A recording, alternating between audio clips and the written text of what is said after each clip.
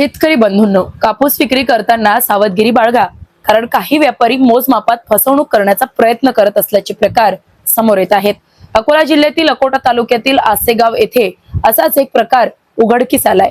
कापूस खरेदी दरम्यान मोजमापात फसवणूक करण्याचा प्रयत्न शेतकऱ्यांच्या सतर्कतेमुळे उधळून लावण्यात आलाय। मिळालेल्या माहितीनुसार एका व्यापाऱ्याने ट्रकमध्ये कापूस भरण्यापूर्वी ट्रकच्या खाली वाळू भरलेली पोती ठेवून ट्रकचे वजन केले। उदाहरणार्थ ट्रकमध्ये 100 किलो वजनाची मातीची पिशवी ठेवून वजन केल्यास काट्यावर 1000 किलोची पावती घेतली जाते। त्यानंतर ती माती काढून टाकली जाते आणि शेतकऱ्यांचा कापूस भरून पुन्हा वजन केले जाते।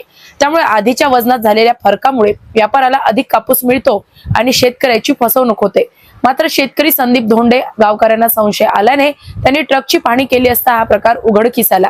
त्यानंतर गावकऱ्यांनी संबंधित व्यापाऱ्याला जाब विचारला, मात्र परिस्थिती पाहून व्यापारी आणि ट्रक चालक घटनास्थळावरून पसार झाले। या प्रकरणी अकोट ग्रामीण पोलीस ठाण्यात तक्रार देण्यात आली असून पुढील तपास सुरू आहे।